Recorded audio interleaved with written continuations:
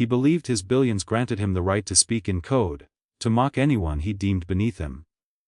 Adrian Cole, Chicago's ruthless private equity magnate, thought the waitress pouring his wine was nothing more than background, unseen, unimportant, unworthy of attention. Locking eyes with her, he laughed, recounting his illegal scheme in rapid-fire Swiss German, convinced she couldn't understand a word. But when the quiet girl with the worn apron finally spoke, Adrian didn't just pause, he froze. Breath caught, words failed. This is the story of the oneness fate that could destroy a tycoon. The dinner rush at Lucille wasn't just service, it was a battlefield. Perched on the 45th floor of one of Chicago's most ostentatious skyscrapers, the restaurant smelled of truffle oil, old money, and underlying tension. For Vivian, tonight was the 14th straight double shift, leaving her bones aching in a way sleep could never fix. She adjusted her large apron in the back hallway, checking her reflection in the stainless steel of the walk-in fridge. Her brown hair was pulled into a severe, practical bun, and the dark circles under her eyes could have carried groceries. "Table 4 is yours." Henry, the maitre d', barked as he passed, barely glancing her way. VIP Adrian Cole. "Don't mess this up, Vivian." He already sent back the water because the ice wasn't cued perfectly. "I'm not kidding." "Yes, Henry," she whispered, keeping her head down. Adrian Cole. In Chicago's financial district, the name was practically a curse. At 40, Cole was managing partner of Cole Vance Capital. A predator in a tailored suit, sharp jaw, manicured stubble, and eyes that appraised people like price tags. Known for hostile takeovers, stripping companies bare, leaving thousands unemployed while buying yet another summer home in the Hamptons. Vivian approached table 4. The air was already icy. Adrian sat with two others, a nervous younger associate, Greg, constantly wiping his hands on a napkin, and an older, heavy-set man with a flushed face, the silent investor. "Gentlemen," Vivian began calm and measured. "Welcome to Lucille. I'm Vivian and I'll be taking care of you tonight. May I start you with?" Adrian didn't look up, waving her off as though shooing a fly. "Sparkling. And not your basement filtered tap water. Bring the real wine list. The one for paying customers, not tourists." "Of course, sir," Vivian said, face impassive. She'd learned to be invisible. 3 months at Lucille had perfected the art of ghosting. She returned with the heavy leather-bound book and a bottle of San Pellegrino. Adrian finally addressed the table, though he ignored her entirely.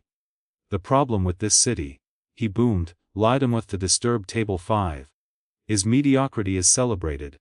Look at this place. $50 for risotto, and the staff looks like they were recruited from a bus stop." Greg chuckled nervously. "Well, the view's nice, Adrian." "The view," Adrian sneered, "is the only thing not disappointing me." He snapped the wine list shut, shoving it toward Vivian, nearly knocking the bottle from her hands. "Decant it for 30 minutes, he barked. "If I see a single cork crumb in my glass, I'm buying this restaurant just to fire you." "Yes, sir," Vivian said, unwavering, and retreated. At the service station, Maria, a kind older coworker, watched sympathetically. "He's a monster. Just get through it. 2 more hours." "I'm fine, Maria," Vivian replied, her grip white, knuckling the tray. "I've dealt with worse than Adrian Cole." "Have you?" Maria whispered, glancing toward the dining room. "He's worth $3 billion. He thinks he's God." Vivian murmured, "Money doesn't make you a god." She pulled the expensive bottle of Margot from the rack, inspecting the label. Her fatigue faded, replaced by a sharp, precise focus. "Mistakes just get more expensive with people like him." Returning to the table, she performed the decanting with near-surgical precision. Adrian, deep in conspiratorial talk, ignored her completely. "The acquisition is moving forward," he said to the red-faced investor. "We're going to gut Holloway Logistics. The family's weak, the old man is dying. And the daughter? No one's seen her in 5 years. Probably dead, or in rehab somewhere." Vivian's hand wavered for just a fraction of a second. "Careful," Adrian barked, slamming a hand on the table. "Apologies, sir," she said, recovering instantly. Adrian finally looked at her properly. For the first time that evening, Adrian Cole faltered, not as a man, but as a glitch in his meticulously orchestrated world. "Are you deaf or just stupid? I'm discussing business. Pour the wine and disappear." "Yes, sir," Vivian replied, finishing the pour and setting the decanter down. Then she stepped back, but she didn't vanish. She lingered 5 feet away, polishing silverware, straining to listen. Holloway Logistic. The name struck her chest like a drumbeat. She knew it intimately, better than her own heartbeat. The appetizers arrive at scallops crowned with saffron foam. Adrian barely touched them. His mind, lubricated by wine, was elsewhere, weaving his web. A professional predator, he understood the stakes. Never speak details of a hostile takeover in English in a crowded restaurant. He scanned the room, tourists to his left, an elderly couple to his right, and hovering nearby the bus stop waitress, Vivian. Leaning toward Greg and the investor, a smug curl on his lips, Adrian switched languages. Not French. Not Spanish, not even standard High German. He spoke in Swiss German, Schweizer du Tesch, a guttural dialect even native Germans struggled to decipher. The secret tongue of Zurich bankers, a club Adrian had clawed his way into during years in Europe. Lo mal zoer. Listen closely, he said. Consonants sharp and deliberate. Mimuan deren fear before drormed. We need to cook, the auditors arrive. Greg stared blankly. He didn't understand. But Herr Müller, the older investor from Zurich, nodded slowly, impressed. The holote is problem. Adrian's voice dripped arrogance. The holo daughter is no problem. He gestured toward Vivian for a refill, never breaking his stride in the coded language. Wallen Papensteel. I hired a private investigator. She's in Europe, taking drugs. Once the old man dies, we buy the company for peanuts. Vivian stepped forward, mask of servitude in place, hand steady as she poured the wine. Adrian watched, deriving twisted pleasure from insulting her in a language he assumed she couldn't understand.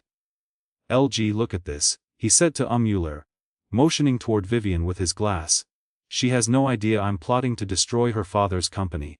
Adrian whispered, triumphant. Just a waitress. A nobody. Vivian's hand moved fluidly, filling the glasses.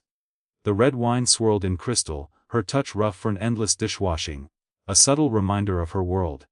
Adrian felt a surge of superiority, the intoxicating high of absolute control. A god above the city speaking secrets in a foreign tongue. Commanding obedience from a peasant. He leaned in, lowering his voice to a conspiratorial whisper. About to outline the final step in tomorrow's stock manipulation. Amumur de manipul tomorrow morning at 11. And then Vivian stopped. She didn't retreat. She didn't bow. The bottle hit the white tablecloth with a deliberate, heavy thud, cutting through the restaurant's ambient hum. Greg jumped. Adrian's irritation spiked. What is wrong with you? He barked in English. Vivian met his eyes. For the first time that night. She didn't glance at his chin or his tie. She squared her shoulders, lifted her chin, and her hazel eye sharpened to a razor edge. Cold, precise intelligence radiated from her, sending a chill down Adrian's spine. She spoke, not English, not with hesitation, but in perfect native, level Zurich Swiss German, her accent refined, aristocratic, surpassing Adrian's own practiced affectation. Forik, Mr. Cole. You should be careful, she said, her voice silk and ice. When discussing market manipulation. Be certain no one is listening who knows the SEC regulations by heart. Silence fell like a stone. Adrian froze, glass suspended mid-air, mind grinding to a halt. The invisible girl, she had cracked the code. Greg glanced between them, bewildered. What did she say? Adrian couldn't answer, paralyzed. Vivian leaned forward, hand flat on the table, a calculated invasion of space, bonds. And by the way, she continued, eyes locked on him. The daughter is not in Europe, and she is not on heroin. She's right here, serving you wine while you try to steal her father's legacy. Herr Müller dropped his fork, it clattered against his plate. Adrian's face drained of color, gray and sickly. Holloway, the daughter. The prodigy who vanished. Vivian smiled, a shark's smile mirroring the one Adrian had worn only moments before. Shall I bring the dessert menu, Mr. Colm? She asked in English, calm. Or would you prefer the check before the authorities arrive? The silence at table 4 was suffocating heavy. A violent collapse of the reality Adrian had constructed. Around them, the restaurant hummed along, silverware clinking, wine uncorked elsewhere. Polite conversation drifting. But at table 4, time had stopped. Adrian remained frozen, hand-poor brain scrambling to reboot. Impossible, he thought. The Holloway girl, real, sharp, untouchable, right in front of him. Prague. That's where she truly belonged. Not here in a polyester uniform with a ketchup stain on the hem. But that voice, that specific, aristocratic Zurich dialect, you couldn't fake it. You couldn't learn it on Duolingo. It was the cadence of old money, of Swiss boarding schools, of summers in Stad. Herr Emmeler, the heavyset Swiss investor, was the first to move. He pushed his chair back with a scrape that echoed like a gunshot. Horror and dawning realization danced across his face. Adrian, Müller said, voice trembling, did she just? Adrian's reply came unhinged, too loud. Cracking with desperation he hadn't felt since he was an intern. Eyes wide, manic, he jabbed at Vivian. You're lying. You're just some eavesdropping servant. Picked up a few phrases from a movie. You think you can shake me down? You want a tip? He fumbled into his jacket. Shaking so violently he could barely grip the leather. Bills scattered across the table, fluttering among crystal glasses like confetti. Take it. He hissed. Take it and leave my sight. Vivian didn't look. She didn't blink. Hands clasped behind her back, she embodied perfect service, yet loomed over him like a judge. Put your money away, Adrian, she said, calm, controlled, devastatingly American now. The switch to English struck like a blow, stripping away the code and laying everything bare. I don't need your charity, she continued. I have my own trust fund. Frozen by my father's lawyers to protect it from vultures like you, but substantial enough, believe me. Greg, the young associate, looked like he might be sick. Adrian tried to regain control, but the weight of Vivian's words, the truth of her identity, rendered him impotent. You mentioned the audit, she said, stepping closer, voice soft but sharp, forcing them to lean in. You said you needed to cook the books before the auditors arrived. Hide the debt in subsidiary shell companies in the Caymans. Project Vulture. Isn't that what you call it in your internal memos? Adrian's face went from gray to white. Project Vulture, never spoken aloud, encrypted, invisible. How do you know that name? He whispered. My father isn't as senile as you think, she replied. He suspected a leak. He didn't send me to Europe to do drugs as your investigator claimed. He sent me here. To listen, to wait. She gestured subtly to the crowded room. People never notice the help. You said it yourself, Adrian. We are furniture, invisible. Do you know how much I've heard while pouring water? How many secrets men like you spill? Thinking the person holding the bottle is too stupid to understand. Umluller stood abruptly, napkin flying onto his half-eaten scallops. I am leaving. I want no part of this. You told me it was a standard merger, Adrian. I did not agree to illegal manipulation. Sit down, Müller, Adrian commanded, but the authority was gone. I am going to my hotel, Müller said. Disgust thick in his accent. He gave Vivian a stiff, formal bow, a respect he had never offered Adrian. Oh Müller, Vivian said softly in German. If you cooperate with the authorities, my father's lawyers might consider leniency regarding your involvement. Without looking back, Müller marched out, leaving a void at the table. Adrian stared, pale, fear finally replacing the anger that had always fueled him. The predator had become prey. The commotion hadn't gone unnoticed. Henry the maitre d' had been watching table 4 with hawk-like focus. He saw the scattered bills, the investor storming out, the quiet waitress standing over the city's most feared tycoon. He marched across the dining room, mind racing. The exhausted girl must have snapped. She was probably rude, clumsy. He had to contain her before she ruined the restaurant's reputation. I am so terribly sorry, Henry said, tight smile aimed at Adrian. Has there been a disturbance? Has this girl been bothering you? Adrian, seeing a lifeline, lunged for it. If he could frame her as a disgruntled employee, maybe he could salvage control. Yes, he stammered, fingers shaking as he pointed at Vivian. This woman is deranged, harassing us, throwing wild accusations, trying to extort money? Look, he jabbed at the cash still scattered across the table. I gave her a tip and she threw a fit. Henry gasped, turning toward Vivian, ready to intervene. But he didn't yet realize that the quiet girl had already won the night. Adrian's face contorted with fury. Vivian, what is the meaning of this? You're embarrassing the establishment. Vivian didn't flinch. She looked at Henry with a strange, almost pitying gaze. I haven't touched the money, she said calmly. Check the fingerprints if you like. Don't speak back to me. Henry sputtered. You're fired immediately. Pack your things and leave before I call security. I knew I shouldn't have hired someone with your lack of references. I wouldn't do that if I were you. Henry, Vivian said evenly. You're threatening me now. Henry turned to Adrian, face tight with forced professionalism. Sir, please accept our deepest apologies. Your meal is on the house, we will have security remove her. Vivian's voice cut through his bluster like a blade. Henry, look at the gentleman's phone. Blinking, Henry looked at the device on the table. What? It's still recording, Vivian said, pointing. Or it was. Until just now. She reached into her apron pocket and held her own phone aloft. Black screen, but the red recording light pulsed mockingly. She hadn't actually recorded anything. Not legally admissible. But men like Adrian, paranoid, self-absorbed, believed they were always being watched. That made them easy to bluff. You recorded a private conversation. Adrian screeched, half rising. A felony in Illinois. Is it?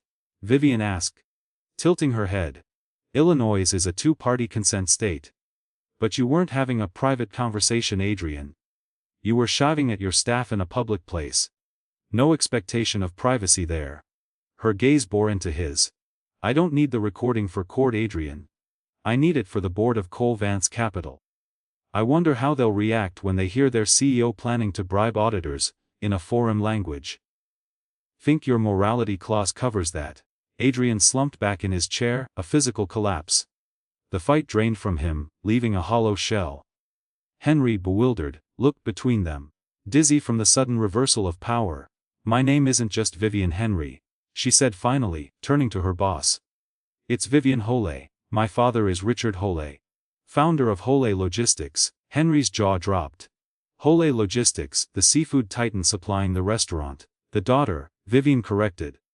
And now acting CEO, effective this morning. My father signed the power of attorney from his hospital bed. Slowly, deliberately, she removed the black apron. Folded it neatly and placed it on the empty chair where Muller had sat. Beneath, she wore a crisp white down and black trousers. Without the uniform. She looked like she owned the building. I won't be finishing my shift, Henry, she said. I have a board meeting to attend. She turned to Adrian. He was staring at the tablecloth, shallow breaths rattling. Greg was furiously typing, probably updating his resume. Adrian, Vivian said, commanding.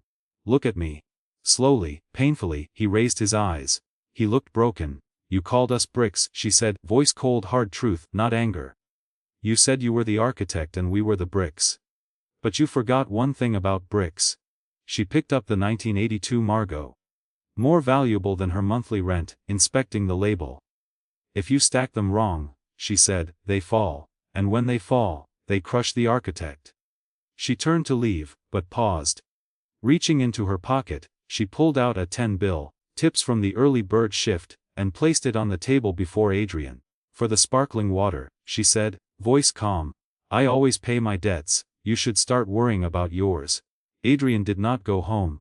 To go home would be to admit the day had ended, and tomorrow's nightmare would begin.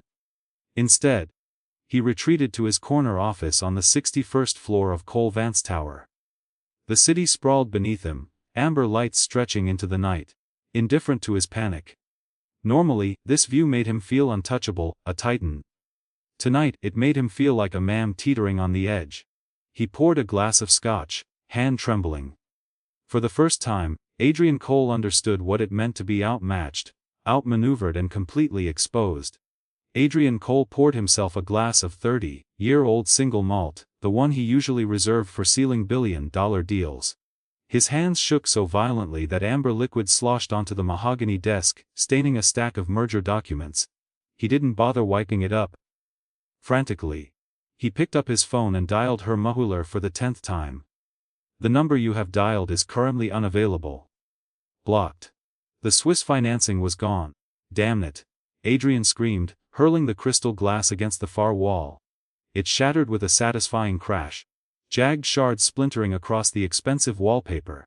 He paced the floor, took ceiling windows reflecting his fury back at him.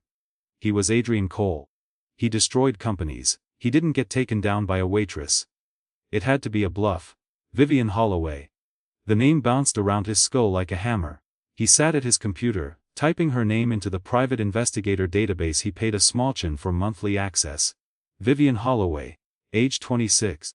Stanford graduate, magna cum laude in economics. Speaks 4 languages. Disappeared from public life 5 years ago following her mother's death. The report he'd been handed years ago, claiming she was a drug-addicted lost soul in Europe, sat on his desk. Adrian grabbed it and tore it in half. He had been played. The investigator had been lazy, or perhaps the Holleys had fed him false information from the start. A sickening realization hit him. He hadn't walked into a trap, he had been living inside one for weeks. Across town the mood was entirely different. Holley Logistics headquarters, perched near the river in the industrial district, stood in stark contrast to Cole's glass tower. Brick walls, sturdy, unpretentious. Smelling faintly of diesel and rain. A taxi pulled up to the security gate. Vivian stepped out, having changed her uniform in the restaurant bathroom. Jeans, a thick wool sweater, practical, unassuming, but her eyes burned with purpose. The security guard, an older man named Frank who had worked for her father since the company ran 3 trucks, squinted through the rain. "We're closed, miss," he rumbled. Vivian stepped into the light of the guard booth. Frank's eyes widened, he dropped his clipboard. "Miss Vivian, is that? My God, it's been years." "Hello, Frank," she said, a small, genuine smile brushing her lips, the first real smile she'd shown all night. "The lights are still on in Dad's office. They're always on. But he ain't here. You know he's at St. Luke's." "I know," Vivian said, her voice to the server room. "And call the head of IT, wake him up. Tell him it's a code red." Frank didn't ask questions. He saw the look on her face, the same look Richard Holley used to wear before crushing a competitor. Wordlessly he hit the button. The heavy iron gates rolled open. Inside, the building was silent. Vivian walked through hallways she had once raced down as a child, passing framed photos of the first trucks. Awards for logistics excellence. The executive suite awaited her. Dust coated the furniture. Her father had been able to work here for 6 months. She sat down, preparing to reclaim the empire that had never truly left her. Vivian sat in her father's leather chair. It squeaked a familiar protest under her weight. She placed her phone on the desk, the voice memo app open, though empty. She hadn't recorded Adrian. That had been a bluff to make him swap. What she did have, however, was far more powerful: her memory, sharp as a scalpel, and every detail he had arrogantly leaked: the shell companies, the audit schedule, Project Vulture. She opened her laptop and connected to the secure server. "Okay, Adrian," she whispered to the empty office, the cold glow of the screen illuminating her face. "You wanted to see the books. Let's show you the books." For the next 6 hours, while Adrian Cole paced his corner office, drinking himself into a stupor, Vivian worked relentlessly. She didn't sleep. She sifted through public filings, cross-referenced them with internal rumors she'd gathered from finance circles, built a meticulous dossier. She wasn't merely preparing a defense, she was preparing an indictment. By Ford ordered Ed David, the groggy head of IT, sat across from her, staring at the screen in disbelief. "You want to release this?" he asked, rubbing his eyes. "Vivian, this is nuclear. If we expose his shell companies, the SC will shut down Cole Vance by noon. But it will also tank our stock temporarily. The merger will fail." Vivian looked out the window. The sky over Chicago was bruised purple, the city stretching endlessly below. "Let it tank," she said softly. "Better to be a sunken ship than a pirate vessel. We can rebuild from the bottom, but I won't let him strip us for parts." She stood decisive. "Print everything. Call the car. I have a board meeting to crash." The conference room at Cole Vance Capital, mockingly dubbed the aquarium, was a glass-walled box suspended above the trading floor. Employees could see their masters but could not hear the orders that decided their fates. At 8:00 a.m., the board of Holley Logistics assembled.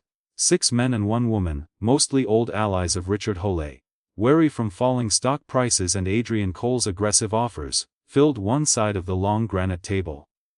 On the other side sat Adrian Cole. He had showered and changed into a suit, but the transformation was cosmetic. His skin was pasty, eyes bloodshot, veins still red from sleepless panic. Vizine couldn't mask the hollowed gaze of a man who had stared into the abyss. Beside him, Greg fidgeted, vibrating with anxiety. "Gentlemen, and Miss Davies," Adrian began, his voice rasping. He took a shaky sip of water, concealing the tremor as best he could. Adrian Cole cleared his throat, trying to salvage authority. "We're here to finalize the A5 per share. Generous.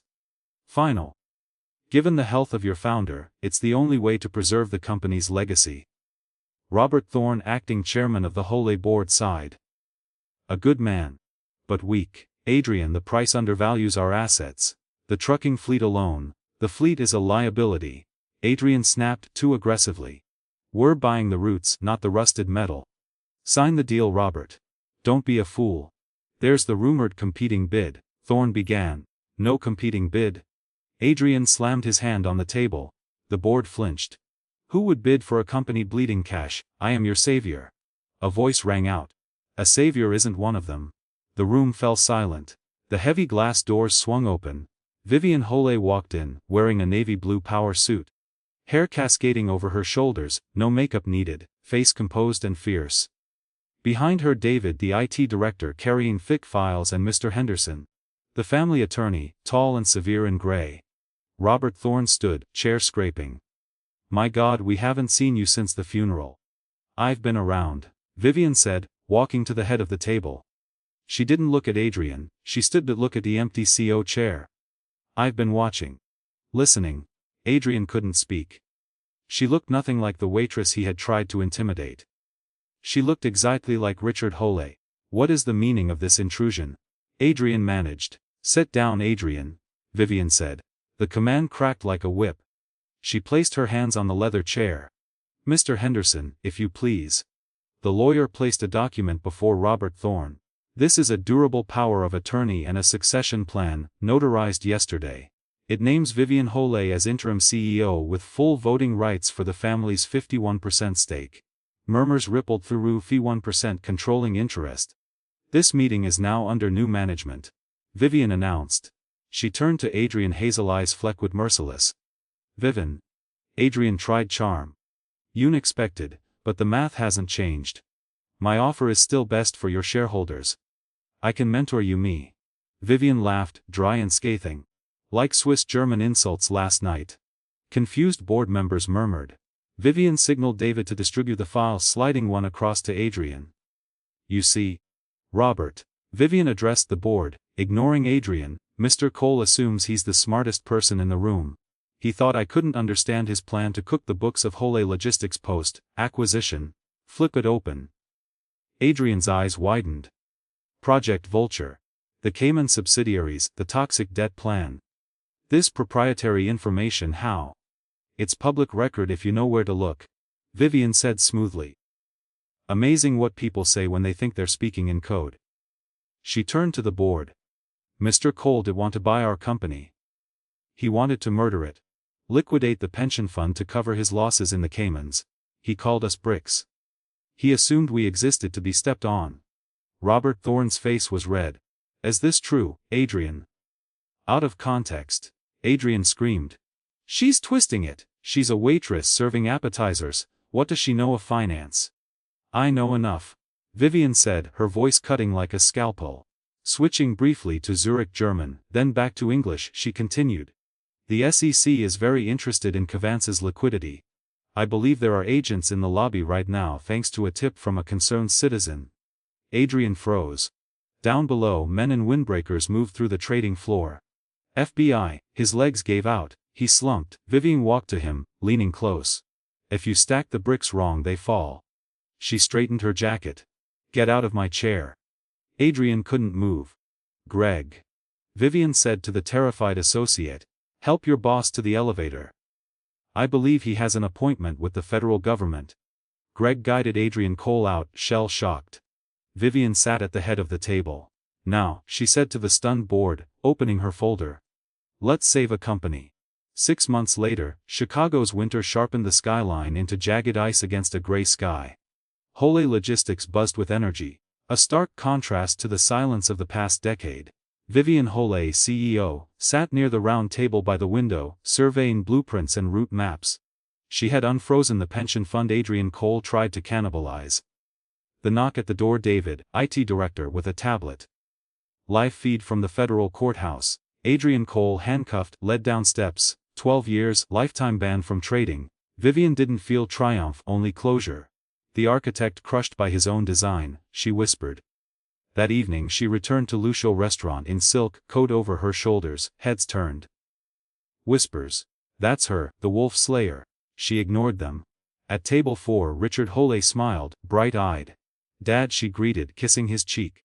To the architects. Richard raised his glass. No, Dad, Vivian corrected, surveying the servers and young Leo the busboy. With to the bricks, without us. The whole thing falls. She sipped her water, cold, clean, and free. Better than any vintage wine Adrian Cole ever ordered. Vivian Hole had won. Not with arrogance or weapons, but with presence, observation, and dignity. Adrian's downfall was a lesson in respect. No one is invisible. The people filling your water glass, driving your trucks, running your warehouse, they hold the power to crumble empires.